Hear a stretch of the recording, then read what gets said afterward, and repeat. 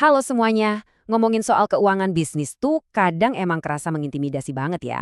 Kesannya cuma soal tumpukan angka, laporan tebal, dan istilah akuntansi yang bikin pusing.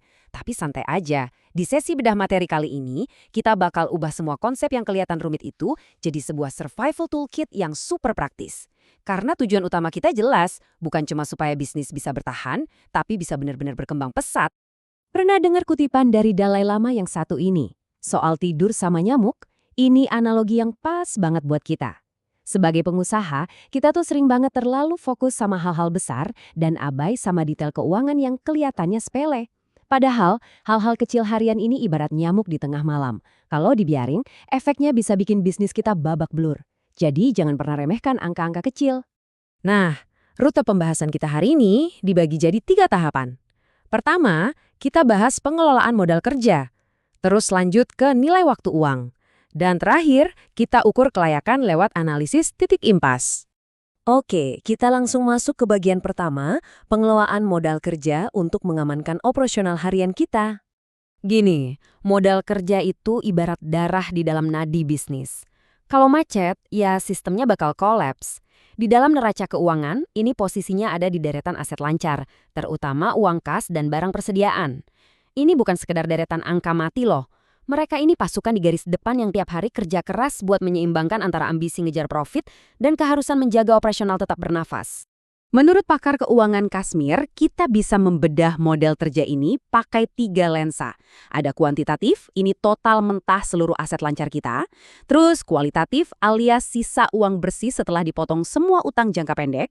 Dan yang ketiga, ini favorit saya nih, lensa fungsional. Ini adalah uang-uang prajurit yang beneran turun ke lapangan dan secara aktif mencetak laba buat kita. Biar tahu seberapa lincah uang kita berputar, kita harus cek beberapa metrik. Metrik pertama, average age of inventory atau rata-rata umur persediaan. Sederhananya, ini ngukur berapa hari sih produk kita itu nongkrong berdebu di gudang atau di rak toko sebelum akhirnya ada yang beli. Makin kecil angkanya, otomatis bisnis kita makin gesit. Terus ada lagi yang namanya average collection period, alias periode penagihan. Metrik ini sering banget kungkap fakta pahit berapa lama sih klien ngegantungin kita sampai invoice bener-bener cair jadi duit tunai. Kita bisa aja punya data penjualan meroket, tapi kalau uangnya belum masuk rekening, itu belum jadi oksigen murni buat bisnis. Nah, sebagai penyeimbang, kita punya senjata pertahanan, yaitu average payment period. Ini periode jeda waktu strategis yang dibolehin sebelum kita wajib bayar ke supplier. Bukan berarti ngajarin nunggak utang loh ya, tapi ini benar-benar ruang bernapas yang sah.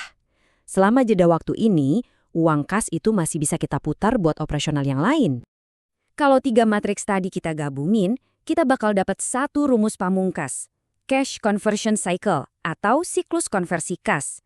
Umur persediaan ditambah periode penagihan, terus dikurangi periode pembayaran. Ini adalah stres tes yang paling mutlak buat bisnis. Seberapa ngebut kamu bisa ngubah modal yang udah keluar buat jadi uang seger yang balik lagi ke tanganmu? Makin singkat waktunya, mesin uangmu terbukti makin sehat. Sip, kas harian udah aman ya. Sekarang kita pivot ke bagian kedua, nilai waktu uang untuk memaksimalkan investasi masa depan. Di sini kita bicara keunggulan strategis. Aturan masnya tuh gini. Uang di dompetmu hari ini jauh lebih berharga daripada jumlah yang persis sama di tahun depan. Kenapa bisa gitu? Karena ada 2 ancaman tak kasat mata. Pertama, inflasi, yang pelan-pelan ngunyah daya beli uang kita. Kedua, opportunity cost, atau biaya peluang. Bayangin potensi keuntungan yang hilang gara-gara kita nggak memutar uang itu di sebuah investasi yang menguntungkan hari ini juga. Biar nggak bingung, mari kita main A/B testing sebentar pakai tingkat diskonto 8%. Anggaplah kamu ditawarin 2 opsi. Opsi pertama, kamu duduk manis dan 5 tahun dari sekarang kamu dapat utuh 500 juta rupiah. Opsi kedua, kamu dikasih 100 juta tiap tahun, dicicil selama 5 tahun berturut-turut. Totalnya sama-sama 500 juta. Tapi secara finansial, mana opsi yang lebih cerdas? Kalau kita hitung pakai matematika, no way. Ternyata opsi kedua menang telak. Berdasarkan present value atau nilai uang sekarang, menerima 100 juta tiap tahun itu total nilainya setara dengan lebih dari 399 juta rupiah hari ini. Jauh banget ngalahin opsi pertama yang nilai sekarangnya ternyata cuma nyentuh sekitar 340 jutaan. Ini bukti nyata banget waktu itu secara literal menguasai nilai uangmu.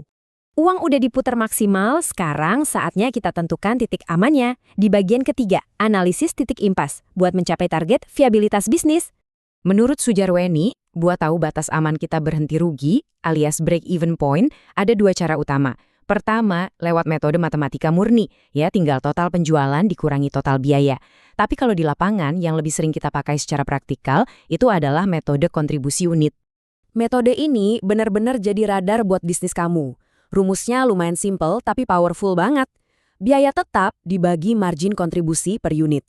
Dari sini kita jadi tahu persis harus jualan minimal berapa pieces sih dalam sebulan supaya kita kuat bayar sewa tempat, gaji karyawan, dan nutup semua biaya tetap tanpa harus nombok alias berdarah-darah.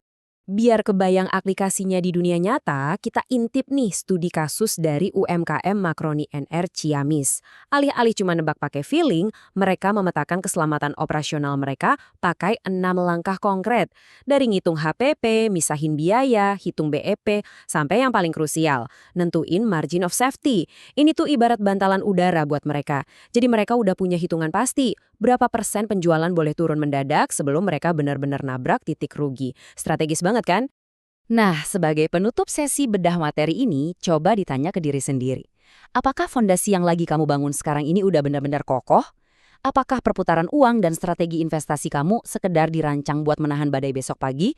Atau justru udah ngebawa kamu ke posisi paling siap buat melesat jauh dan mendominasi di masa depan?